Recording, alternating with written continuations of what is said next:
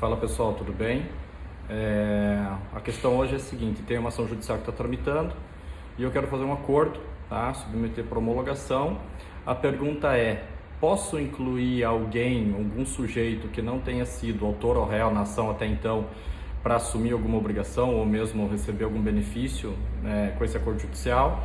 E posso incluir alguma questão que não tenha sido objeto do processo até então, para também já fazer a composição, para dirimir a eventual lide futura que poderia haver sobre aquela questão nesse acordo judicial, mesmo que essa questão não tenha sido objeto da causa de pedir da petição inicial? Essa é a questão, e a resposta é sim, posso. Tá? O que nos autoriza a proceder dessa forma é o que está previsto lá no artigo 515, parágrafo 2º do CPC. O artigo 515, ele trata do rol dos títulos executivos judiciais, dentre eles a decisão homologatória da autocomposição, e vejam lá o parágrafo 2º, ele prevê a possibilidade de, na autocomposição judicial, eu envolver o sujeito estranho ao processo até então, e a relação jurídica que não tenha sido deduzida até então em juízo, tá?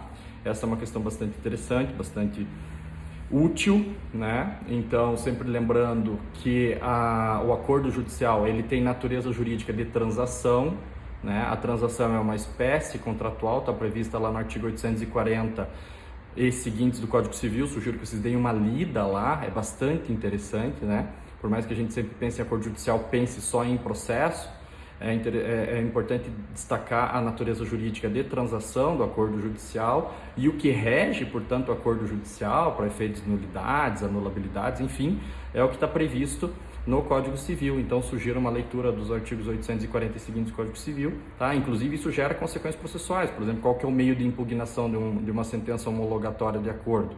Vai ser objeto de um vídeo aí mais para o futuro.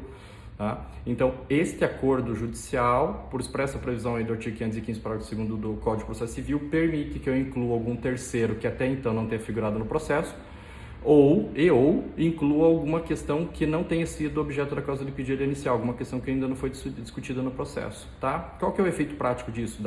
Vocês me pediram um exemplo. Por exemplo, você está fazendo um acordo lá e você vai conceder um desconto grande lá pro devedor, tá? Claro, existem outros instrumentos, colocar uma cláusula penal, enfim, alguns condicionantes e tudo mais, mas pode ser, para você garantir mais efetividade, que você queira que ele preste uma garantia fiduciária, que ele indique um fiador ou um devedor solidário, A diferença entre devedor solidário e fiador vai ser objeto de outro vídeo, mas você inclui ali um garantidor no processo que até então não tenha figurado, Isso é uma dica interessante, tá? Tudo bem, eu aceito suas condições, mas eu quero que você me dê uma garantia aí, alguma pessoa, como tua garantidora. É uma dica legal. E a segunda questão, às vezes tem, relações entre empresas, uma discussão judicial pontual só sobre uma determinada situação, mas elas têm outras questões pretéritas, outras questões que podem ser dirimidas, outras dívidas, enfim, outros parcelamentos. E eu posso aproveitar esse acordo judicial e transformar tudo isso num título executivo pro futuro, Isso, a gente consegue poupar bastante tempo, processual com isso. Não vou precisar propor uma outra demanda judicial, incluo tudo isso lá no pacotão do acordo judicial, homologo, vira título executivo e daí a gente sabe a diferença prática, de uma execução por quantia certa e o cumprimento de sentença. A gente sabe a diferença que isso gera na prática em termos de delta de tempo, para um tempo de processo. Beleza? Então fica a dica aí, um abraço para vocês.